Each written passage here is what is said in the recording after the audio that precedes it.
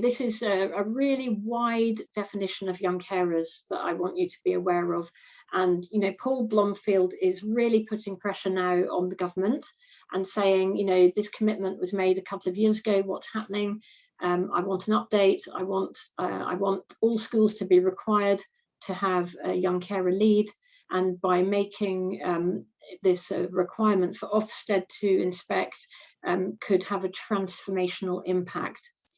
And supporting this pledge from Paul is our local MP from Kingston and Surbiton, Sir Ed Davey.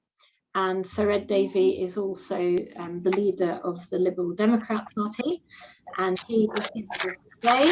And I'm so grateful to you, Ed, for talk to the independent school designated safeguarding leads. Over to you.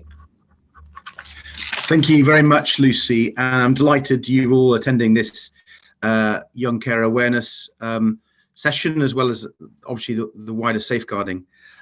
Lucy's asked me to speak about my own experience as a young carer and some of the lessons from that and how that might help you in your thinking in your schools and where the wider agenda goes from here.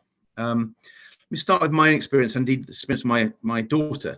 My personal experience began age 12. My father had died when I was 4, and my mum was a widow with 3 boys under the age of 10, so I was the youngest.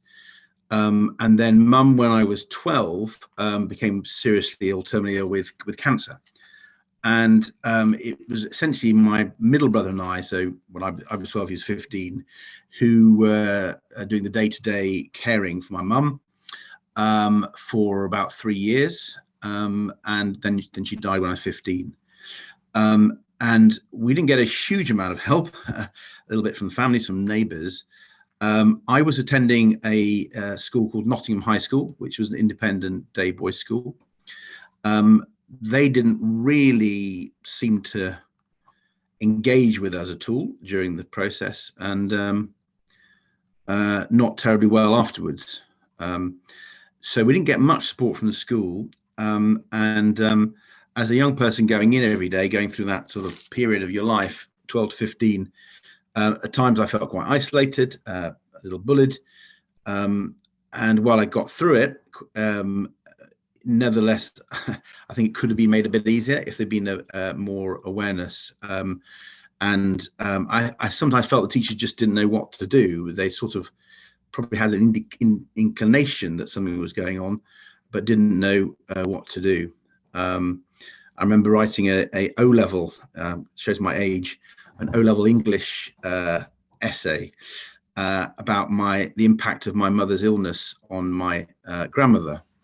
Obviously, it was her only child, and she was pretty distraught. And my teacher just gave it back and said, "I can't mark this because of how I was describing things." So the school knew, but didn't really provide much pastoral care or support. And I guess there's lots of things I take from that. Is even though you can be in a great school, you may not be aware that a young person is going through something. You may not know what to do. I think it's really important that people do both for the young person's well-being and their mental health, but also their education performance. Now, fortunately, mine wasn't impacted, but the Children's Society did a report a few years ago which showed that on average, a young carer's educational attainment at GCSE is 9 grades lower across the board. 9 grades lower. So it's not just a well-being and mental health issue, vital those are, it's an actual educational attainment issue. And that's why I think schools have a role to play and need to engage with this so they can give the support where needed. I'd also mention my daughter, because while I was doing direct caring, I mean, it was pretty hands-on, quite personal care, feeding, toileting, drugs, provision for my mum. My little daughter, who's 7, doesn't have to help out, but we have a disabled son, her elder brother, who's 13. John can't walk or talk, so he's pretty severely disabled and he's 24/7 care. And Ellie has to sort of cope with John, And while we don't ask her to do anything direct, she never is impacted by him because he hits her. Now, I know quite a few brothers might hit their sisters and vice versa, but when he can't talk or move, it's a particular type of hitting and interaction, and Ellie has to show a great degree of patience and understanding, and which she does. I'm very proud of her. But I don't know what impact that's having on her at school. I think she's a very kind girl, and I think one thing you get from being a young carer is you learn to use your time very well. You become very, very time efficient because you've got to be, because you're trying to fit in everything around that. You're obviously missing out on social life and sometimes things like that, but you still got a lot of things to do, so you become very time efficient. But you also, I think, develop a empathy level, which empathy for others, which some young people don't develop so quickly. I think Ellie has developed that. The reason I say that, not just as a proud father of her, I just think there are different signs to look out for. Because one of the massive issues is, as Lucy said, is identifying young carers, because they don't self-identify. If the parents are ill, or if it's about a disabled sibling, they're not necessarily going to say that, and people won't necessarily think of them as that. But I think it's really important that schools go the extra mile to learn how one identifies. I mean, it has a real impact. So, I mean, during the pandemic, for example, when school was going back, Ellie, who loves school, was quite concerned about going back. And we tried to work out why it was. And it was because she felt she might bring back the COVID virus for her brother. And we hadn't said anything about it. We weren't aware that's how she felt, but that's how she did feel. So you can see how it impacts on a young person's mind. So lots of things to unpack there, and you'll hear from people who are young carers a lot more recently than myself. I just to say that there's an awful lot of research out there. There's some policy work, Paul Blomfield stuff. I've been doing stuff with others as an all-party group on young carers, all looking to try to improve things, not just through schools, but obviously through local authorities, through children's services and so on. But if you're interested in finding more, the academic I would recommend to you is a guy called Professor Saul, S-A-U-L, Becker, B-E-C-K-E-R. And Saul has written, it probably is the world's expert on young carers. He's based at Sussex University. I think he's about to retire, actually, but he's extremely experienced. And he's looked at young carer policy. He's looked at issues around professionals' awareness of young carers. Frankly, there's nothing that he and his colleagues haven't thought about and investigated and tried to understand about young carers. And I find him, when I think about what we need to do to improve the lives of young carers, probably the most eminent source to go to. So that's Saul Becker from Sussex.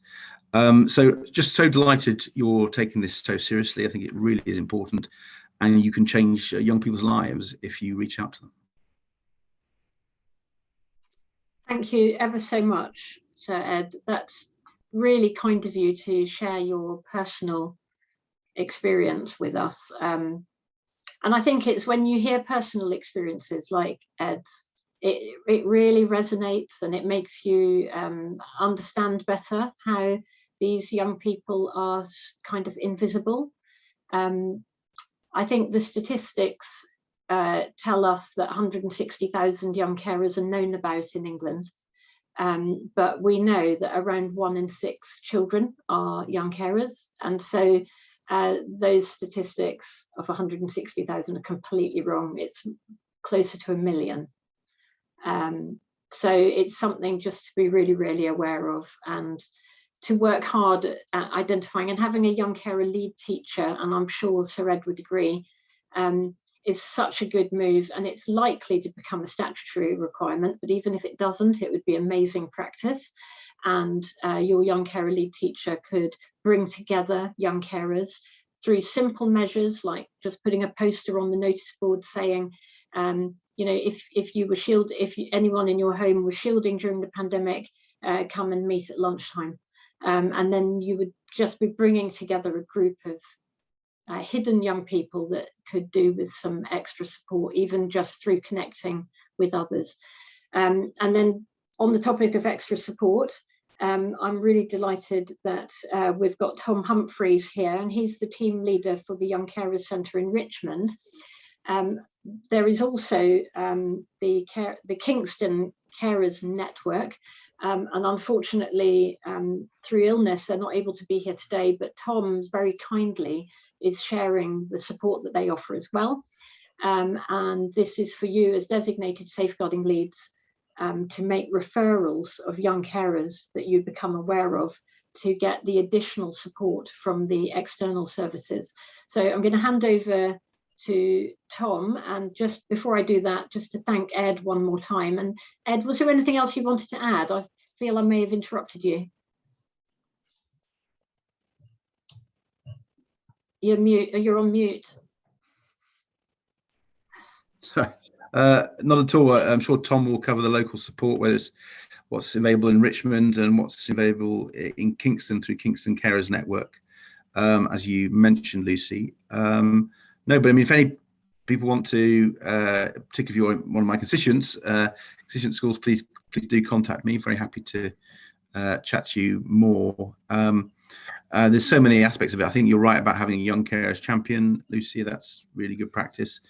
I think awareness training and also then explain to teachers what they need to do if they've got a young carer in their class. I think sometimes, and this is possibly going a little bit far for an individual teacher, but the school needs to understand a little bit more about what the caring role involves for the child, because there are some young people who are actually doing caring roles which aren't appropriate.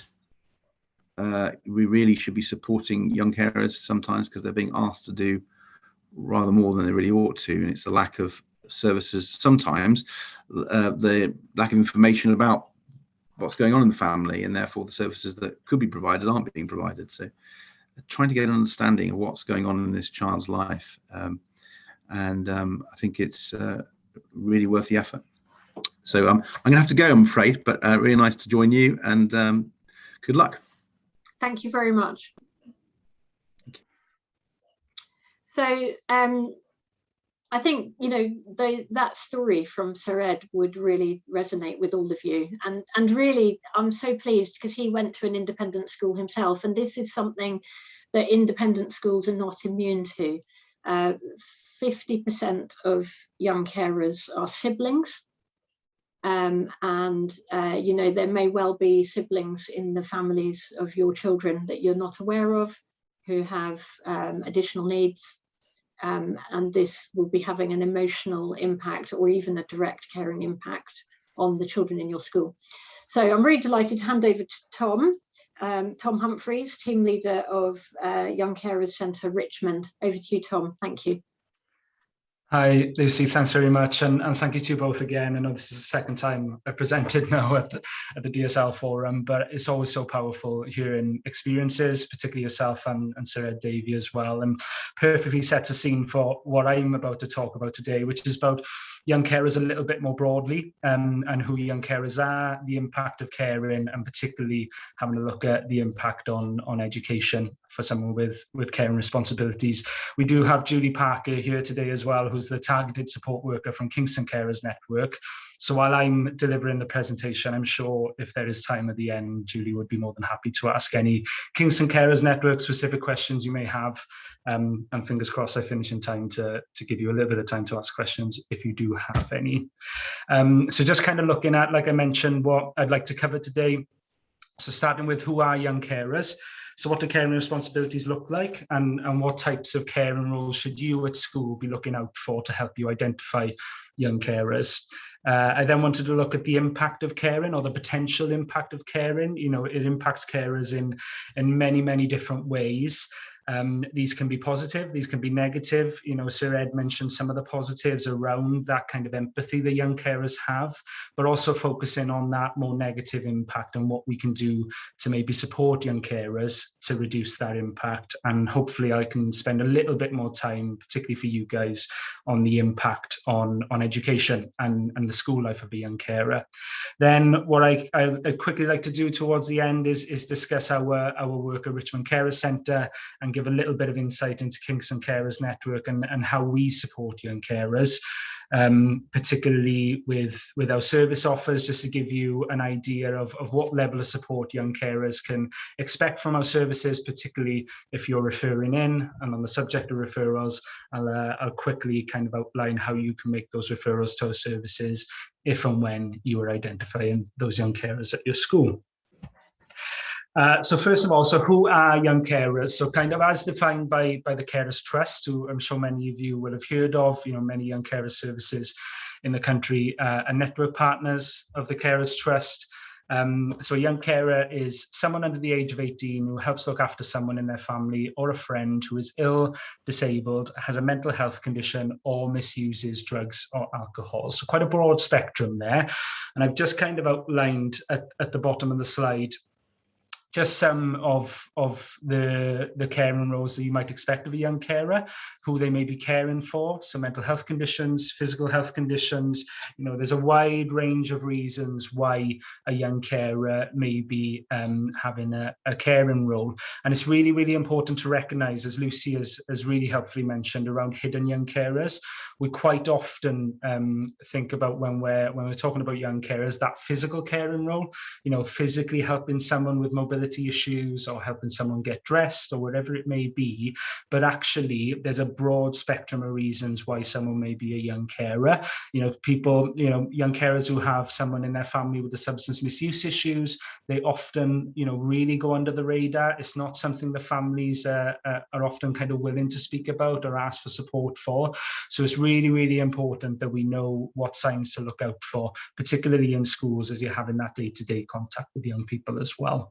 So just to give you a kind of broad picture of what we're looking at across the boroughs. So currently we have 490 registered young carers in Richmond upon Thames. This is split between 219 young carers.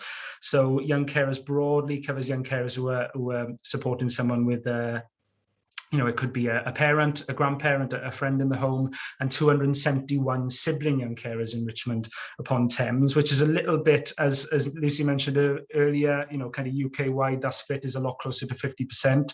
But heavily in Richmond at the moment, we have more sibling young carers, so young carers who are caring for a sibling rather than a parent or another family member. I don't know the exact number. Julie may be able to help me out, but I know it's of last count, last time I spoke to Liz, who's the team leader at Kingston Carers Network, their number of registered young carers was in excess of 700. Has that changed recently, Julie, or does that sound about right? No, that sounds about right, Tom. And again, we've also got a heavy number of sibling young carers.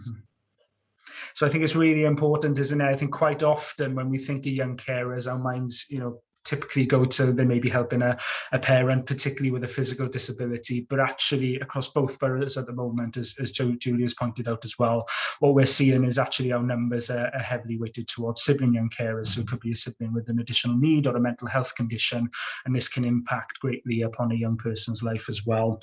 As Lucy has very helpfully mentioned, around kind of 1 in 5, 1 in 6, particularly as secondary school age young carers at the moment, our young people at the moment have a caring role, which is a huge number. You know, if you consider the registered young carers, you know, that should typically actually be a lot closer to 2,000 young carers in Richmond if we're looking at that research. So what we really need to do is improve how we're identifying these young carers, and particularly the hidden ones. As Lucy mentioned also, you know, that number of registered young carers UK-wide is around 160, 170,000. But recent research by the BBC and Nottingham University actually suggests that number should be far closer to 800,000, which is a huge number of young carers that are not currently being identified.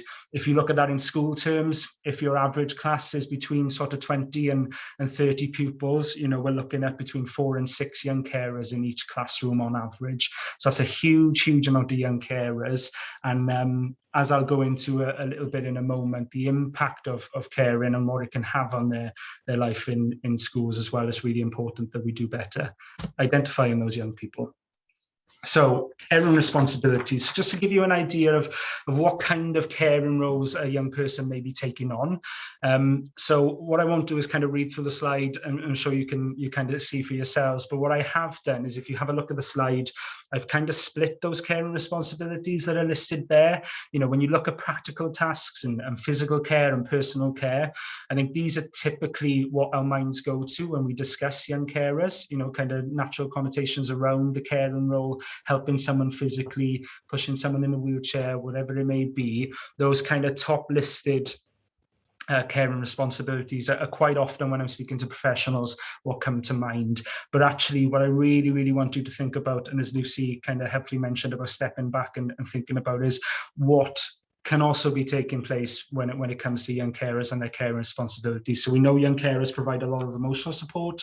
You know, they can, particularly with older young carers, it can be helping with managing family budgets or collecting, you know, prescriptions, medication management. Sibling care is a big one as well. So this is a little bit different from sibling young carers, but certainly for young carers who maybe have a parent who is physically unable to do certain things around the home, quite often what can happen is young carers are not only caring for the cared for, or the dependent as we'd call them, but also caring for younger siblings who maybe need that support in the home as well. So, and also helping someone communicate. So speech and language issues in the family or interpretation, all these reasons and responsibilities can be quite common amongst young carers.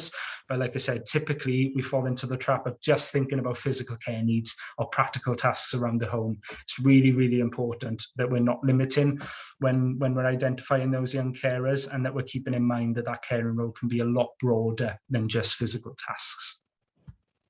So just to give you a general idea about that, I've just got a short video. This is a video that was filmed by the BBC. I think it was for Children in Need, going back 2 or 3 years ago now.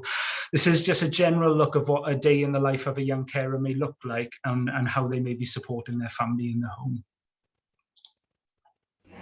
He's had to change me, wash me, look after his brother and sister, as well as all the housework.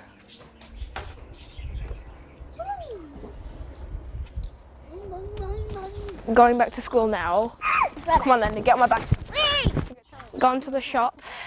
I'm taking the money card. When I get back home, I'm going to need to cook for my mum.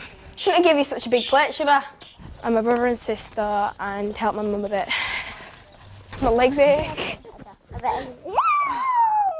Brotherly love. Hey, Matt, I can't get out. Can't get out. Can't get out. Go, now go. He tucks me in bed, he sometimes makes food, he gives me hugs, he kisses me, he gives me more hugs, and he gets Mum's medicine for her.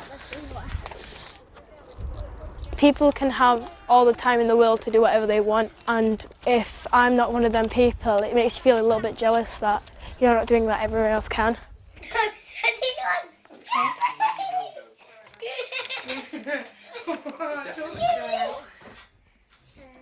You're going in your room, Lima. Let's go to QA. My mum needs a walking stick because her legs, she can't really walk that much because her legs are very tired. She's got a chair and a button next to her chair go up and down. Come on, breathe and... I've just been diagnosed with a mental illness, chronic back pain, and that won't get any better now.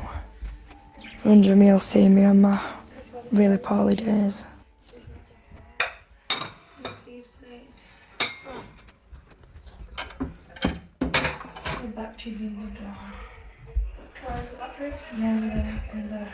If she's feeling in bits or sad, I'll be there and say, tell me what's wrong, and I'll comfort her in the best way I can.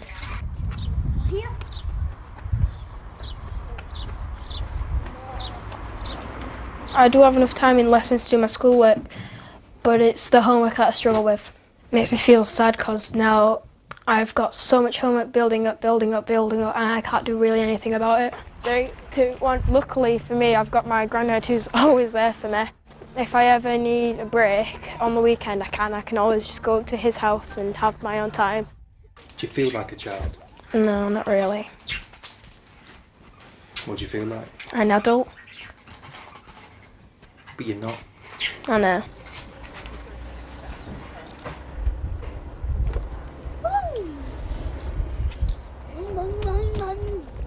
For me, the best thing about being a childcarer is that I help my mum in many ways than one. I know my mum needs me to bits, and if without me she wouldn't be here right now. Some days I want out. You want it to end? I want the world to stop. My kids, Jamil, there's something to live for, something to carry on for. No, Emma. You know, I'm lost without you. Yeah. You're my best friend, you know. You know that? Yeah. My bestest best friend. You need to eat now. I know. Go and get your food so we can eat together. Okay.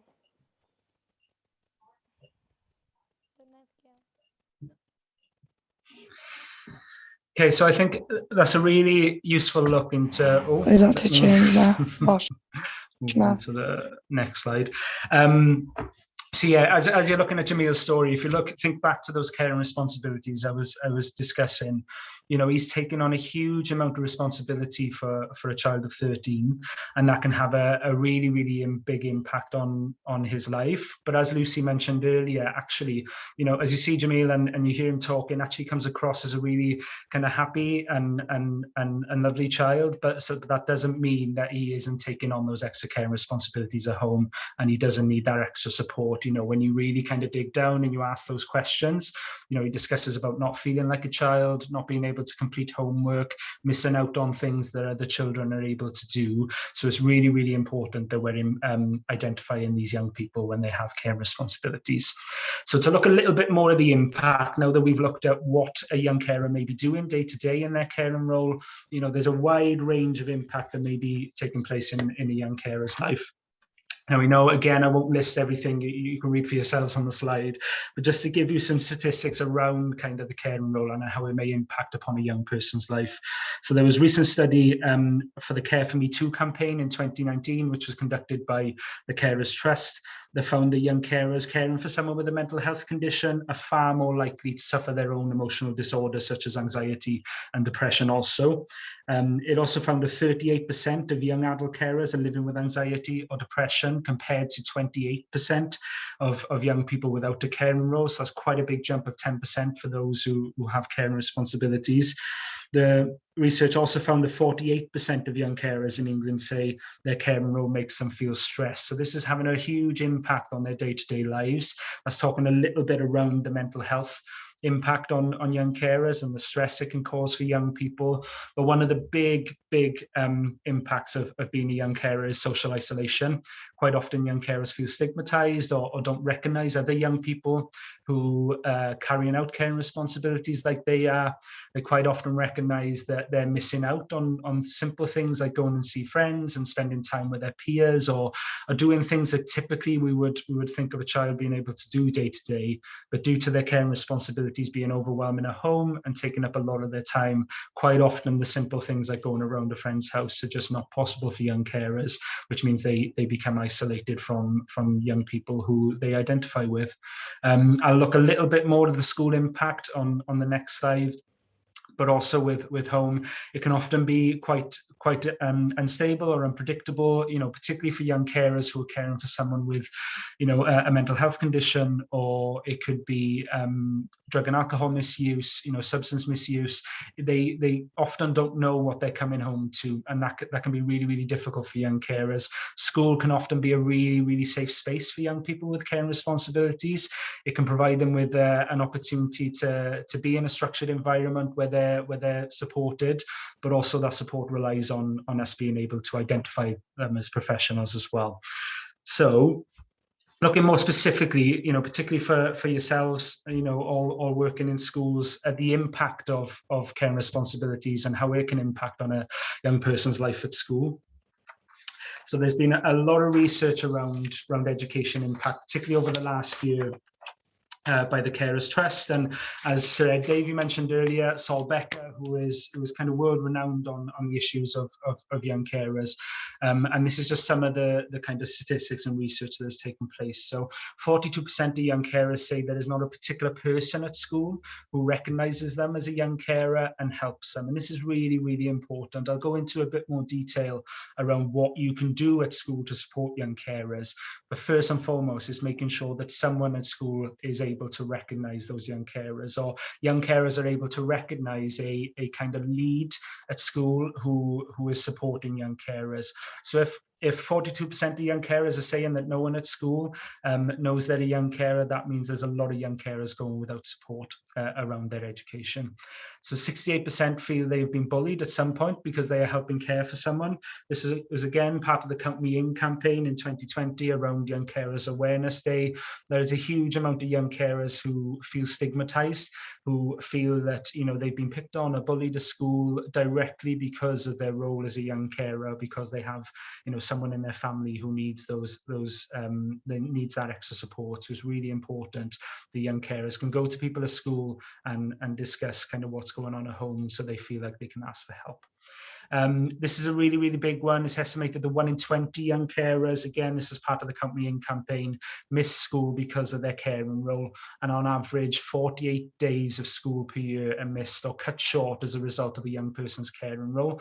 We've heard a lot over the last few years around how even missing 1, 2 or 3 days of school can impact upon a young person's attainment and achievement at school. So if you're looking at 48 days, that's almost a quarter of the school year.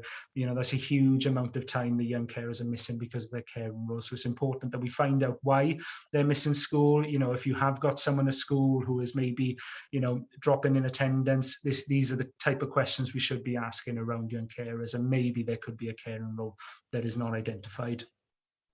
On average, young carers have significantly lower educational attainment at GCSE level. Again, Sir Ed Davey mentioned this earlier, the equivalent to 9 grades lower overall than their peers. This was an ONS study going back a few years now, but is still prevalent today around young carers and their attainment level at school. It's really, really important that we get that support in early at school at the earliest possible opportunity to allow them to achieve and attain what they want to out of their education. And young carers are twice as likely to be NEET, so 16 to 19 compared to their peers, so twice as likely not to be in education or training. However, what we do know from the same study is that 80% of young carers say they intend to go to university. So there's a real drop off there between young carers being far more likely to be NEET, but also, that doesn't mean that they don't want to go on and achieve, or don't want to go to higher education, or don't want to go and take those training opportunities. But what we quite often see is their caring responsibilities at home and the lack of support they've had around those caring responsibilities means they're not able to go on and achieve those things. So I hope that gives you a real picture around the impact on education when it comes to caring responsibilities, just to give you a flavour of why it's so important that we're supporting these young people. Now, I won't go into a huge amount of detail on this slide. I know Lucy will very helpfully share the presentation afterwards. I'm very conscious of time, but I wanted to include it just for you guys to look at and read through if you're interested post-presentation, just to give you an idea of the impact of COVID-19 on young carers. We know young carers have been taking on more responsibilities, have had a real lack of access to support during the last 18 months. And this is a real kind of flavour of what that impact has actually been. Some of the statistics are quite shocking, so I do really recommend you have a look, because it's quite eye-opening in terms of what the last 18 months has looked like for young carers. But like I said, I'll leave that for you guys to have a look at, hopefully, if we can share the presentation.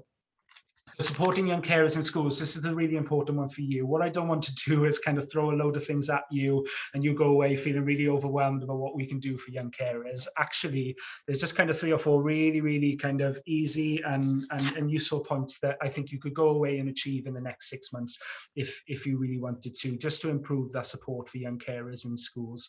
So as I've already mentioned, appointing a dedicated young carers lead, that number of 42% of young carers not having someone at the school school who they feel recognises their caring role or knows they have a caring role and is able to support them is huge. So just having someone at school, it could be, you know, safeguarding leads, it could be whoever is the best fit at your school, just that it is able to kind of take the lead on supporting young carers, so that if young carers at school do feel they have a caring responsibility, or they already know they have a caring responsibility, they know who that appointed person is. They can go and ask for help and you'll be able to support them.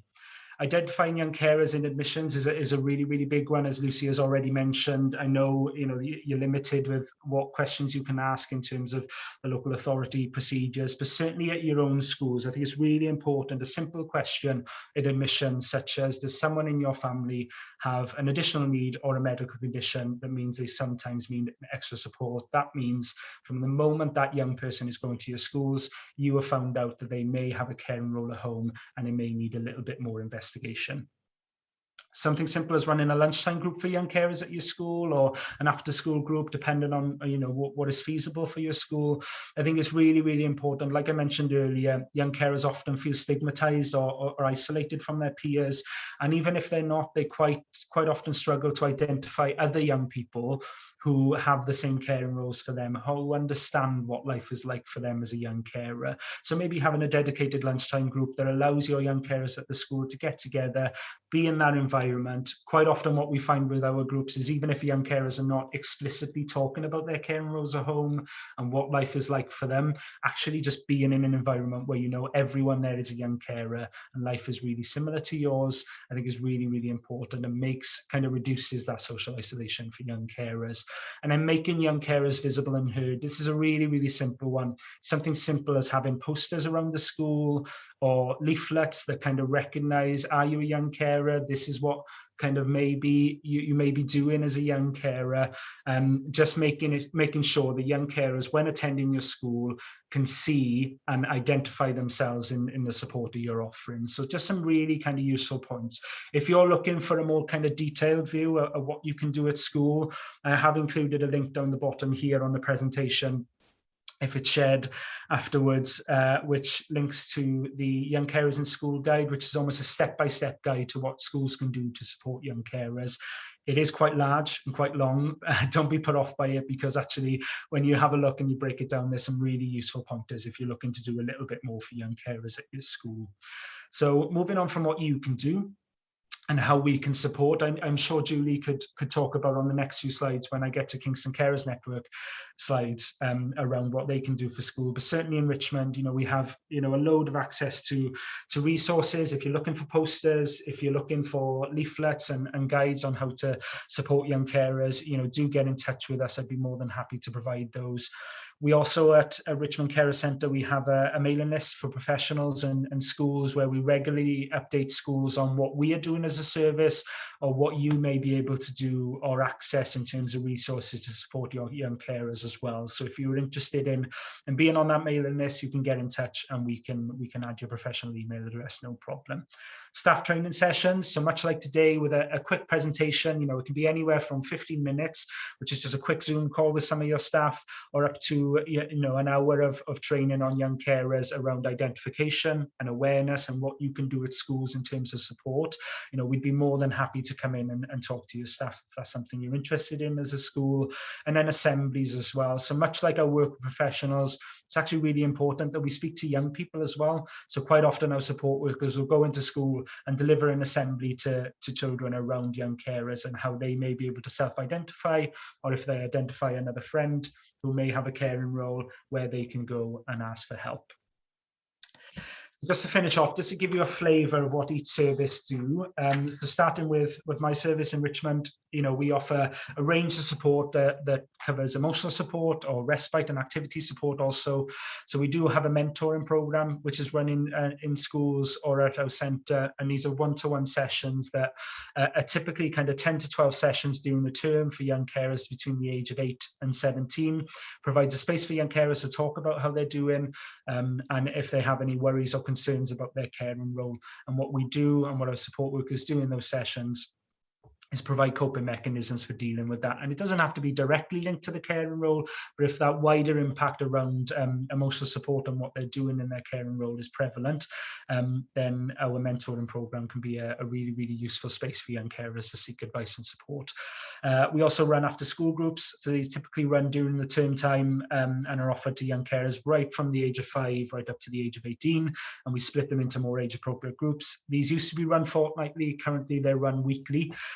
That's something that's come from the pandemic. We were doing them weekly during the last 18 months, and is something that is continuing. But these are a real kind of space for young carers to have regular contact with other young carers and spend time with peers that they identify, and most importantly, have a bit of fun and give them a break from their caring role.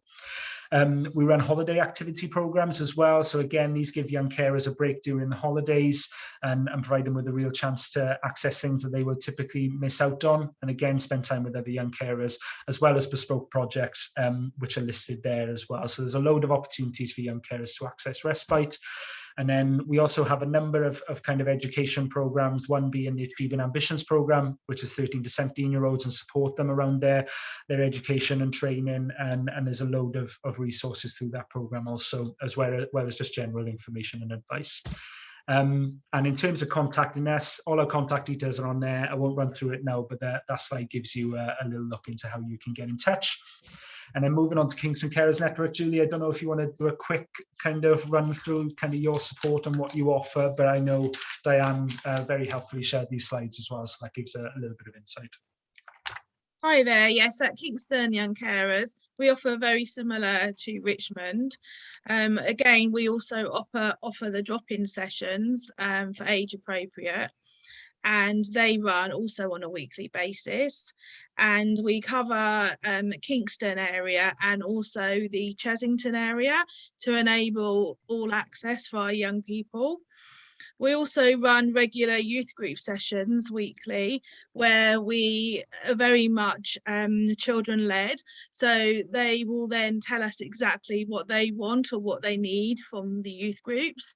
And then we may invite guest speakers in. Say, for instance, we had Kuth in to talk to the young people because they wanted to know a little bit more information, because given the pandemic issues, they've been struggling. We also run a support group for our young adult carers, and that happens on a weekly basis as well. And they do lots of theatre trips, that type of thing. We again offering the mentoring project, but this actually comes from volunteers who sign up to our mentoring project, and they work with a young person for 6 to 12 months. We also do targeted one-to-one support for children that may need that extra bit of support in their home life. We do lunch and breakfast clubs in secondary schools. We do the holiday activities. We do a year 6 transition program, helping them to be able to move into year 7. And we also offer like residentials. We also offer focus groups, again, children led, what they want.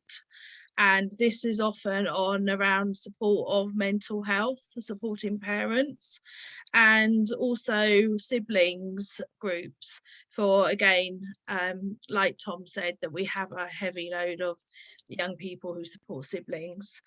We also work in partnership with AFC, and we also run Curiosity, which is a science-based project.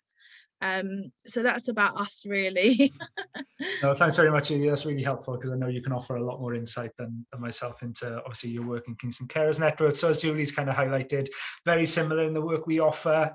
So do get in touch if you are able to identify those young carers. And there's another slide here, much like the Richmond Carers one, which will give you a quick look at how you can get in contact and make a referral when identifying those young carers. So I think that is pretty much it, and I'm on time this time, Lucy. So. Thank you so much, Tom. That's really, really interesting. And I'm sure everyone here is probably feeling quite overwhelmed by everything that we've heard this morning. It's a lot to take in.